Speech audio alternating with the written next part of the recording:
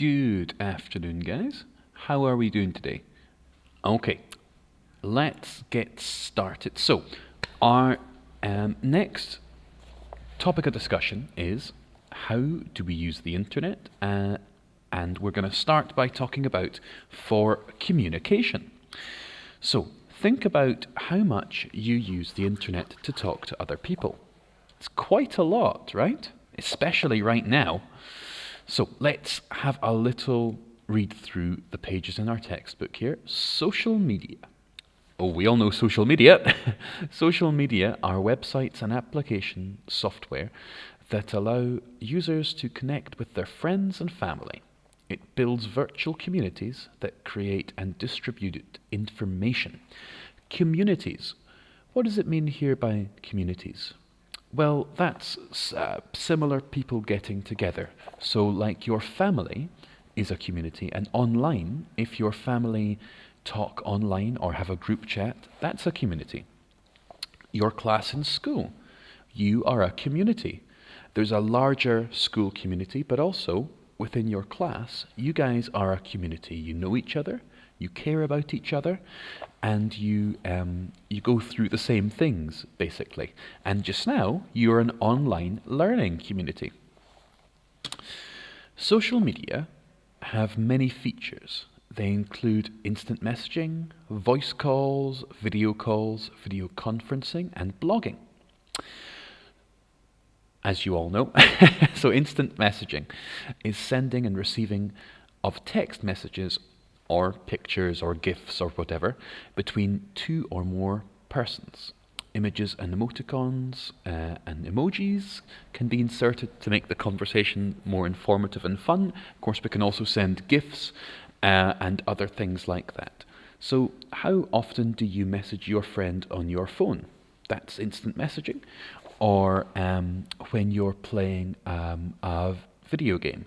Often there's a chat function there. That's also instant messaging, but in the form of a chat. Like a full chat with multiple people rather than person-to-person instant messaging. But really, it's all the same. So instead of sending text, we can also contact our friends via voice calls, just like any ordinary phone calls with social media. So you can call someone with your phone, or you can use Facebook Messenger or Line or any number of apps to make the call instead. By having the video call feature, we can have face-to-face conversations with our friends via the internet. In addition, we can make video calls to a few friends at the same moment or the same time.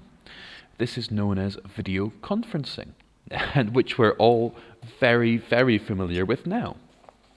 So when you do a Google Meet or a Zoom call, you are taking part in a video conference.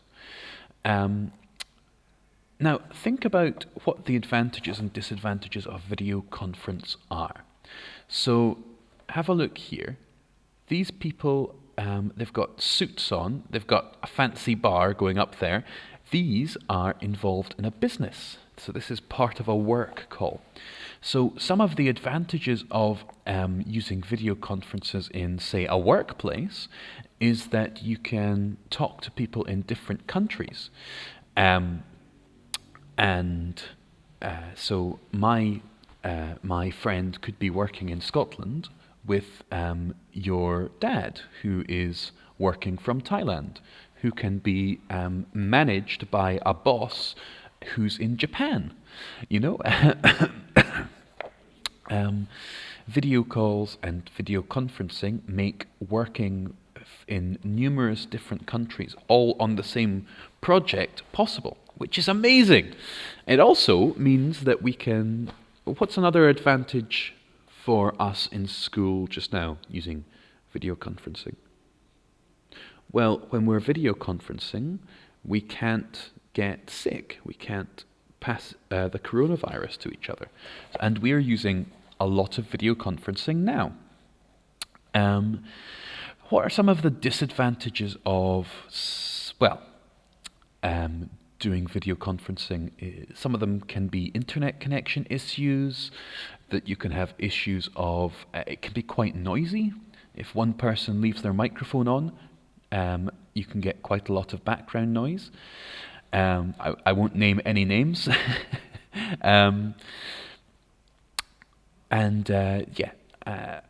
So there are some drawbacks to video conferencing too, as you've all experienced recently. And just on your own just now, have a think about what are the advantages and the disadvantages you've found from learning online. I mean, the obvious advantages have been that we've been able to keep having classes even with COVID. What other advantages have you found? Have you found it's useful to have videos of problems that you're going to do as a class? Are some of the advantages in getting to ask questions to the teacher? Are there disadvantages? Is it hard to hear what's going on? Is it hard to understand? Can you sometimes not connect to calls? Think about that and write that in the Google form, okay? So a blog, this is something that's not as popular today as it used to be. A blog is an online diary or journal or news that is updated regularly. It is usually presented in a conversational style. It may contain texts, images, and animations. If most of its content is in video form, it may be known as a vlog or a video blog. So blogs were very, very popular maybe 10, 15 years ago, and they looked a lot like what a lot of YouTube channels do now. So you would have blogs which would review things like, oh, the best pasta in town, or the new camera that's just come out, or this game. And they would be done either as news articles or as a video blog. Or some people would use it to talk about their hobbies. We'll get into blogs more tomorrow, actually, but yeah, that's basically what a blog is. Okay, and quickly, let's talk about when we are communicating online, we should show some proper manners as if we are communicating in person. It is important for us to consider our behaviors when communicating on the internet. So, just like when you have a conversation face to face, you need to not be rude and think about how you're going to talk. So let's see some ways we can do that. So, be respectful. Well, you should always be respectful. Always remember, we are dealing with other people, not a machine. Everyone has different feelings and opinions, so we should treat them the same way as we would in person. So if somebody disagrees with you on the internet, you don't shout at them and call them stupid. You say, okay, you think that, but here's what I think, and here is why I think it.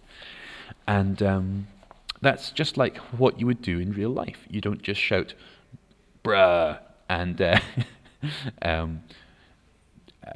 stop commenting.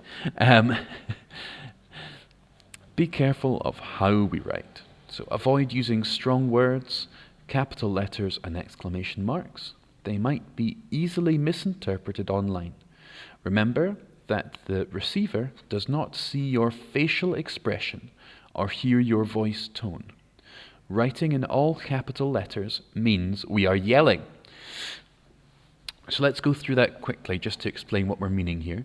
So it's basically saying, be careful with how you word what you say. Okay, so if, let's say, if Hannah is asking Baimond, do you want to come to my house later? Baimond needs to be careful how she answers so she doesn't look like she's being very rude. So maybe Baimond has just spilled something, just knocked over a glass and has put water everywhere. It's on her computer, it's on her phone, her cat is going crazy. Hannah says, "Do you want to come over later?" Baimon goes, "No!" Exclamation mark. Well, Hannah doesn't know all that. Hannah doesn't see Baimon's facial expression. All Hannah sees is "No!" exclamation mark, and makes Hannah feel bad. What could Baimon do instead? Well, she could not answer while there's water everywhere, but she could also say, "No, I'm busy just now. Sorry." And if you're not doing something with a business or a teacher or something very formal, you can also put like a little smiley face in just to take the sting out of it. Yeah. And never post anything when you are angry. So, this is just good advice anytime. Make sure you wait until you're calm before you speak. Especially on the internet, a lot of the time you can't take back what you've said. You can't unpost something once it's been shared often. So make sure that you are calm and you are ready to post. And yeah, you might have a different view. You might change your mind later and not be able to take it back. Okay, so that's some basic how to act when you're on the internet. What happens if we don't show good manners when we're communicating online? What kind of things could happen then? Well, people can get annoyed with us. People can think that we're really rude or bad people. People might block us or report us. Lots of different things can happen if you are not respectful, if we aren't being nice to each other. Yeah? Respect others' privacy. I think we talked about this before, so never post a picture of someone or tag them without their permission. They might not want their photos or stories to appear online. So I think the example we used before was Teacher Dave. There was an embarrassing picture of Teacher Dave, and Teacher Gerard didn't post it online. Instead, he posted it to Teacher Dave and said, "Ha ha ha, isn't this a funny picture?" But, some people have very serious reasons why they don't want their face appearing on the internet, tagged in other people's pictures, or not even tagged. Sometimes just a picture that has them in it posted online can be a big problem.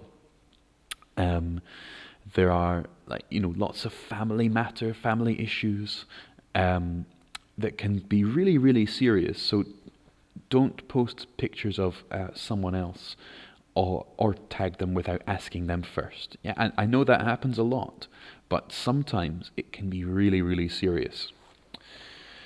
And keep your messages and posts positive. Don't be rude, negative, or sarcastic when sending messages or posting. Also avoid sending anything that we are not too sure about, such as rumors. So for this is just keeping the internet a positive place, okay? Not going online and posting lots of nasty things, lots of things that make us angry or sad. You can post about problems, absolutely, but just coming on and having a big argument, and "Oh, I can't believe Teacher Dave did this today. He's so isn't that helpful. But messaging a person that has annoyed you and saying in a more reasonable way, like messaging Teacher Dave and being, "Teacher Dave, I really, really didn't like it when you did this thing. Here is why I didn't like it. Can you do better in future?" That's a positive way of dealing with a bad situation, whereas just going on Facebook and posting angry stuff, or not saying someone's name and just shouting, "Oh," I do see this on Facebook sometimes. People will be angry about something in their day and they'll just post something that's, "Oh, I'm so angry. How could he do this? I want to die," or something like that. And, it's like you're seeing half of an argument. You can't see what's actually happened. You don't know who it's about. It's a very, what you would call passive-aggressive thing to do. And, that just makes the internet a negative place. Don't do it. It's as simple as that. Don't do it. Okay, so that's roughly what we want to talk about with communication just now. Please go to the Google form and fill that out as best you can. If you've got any questions, as always, please hit me up, and I will see you tomorrow for some excitement with blogs.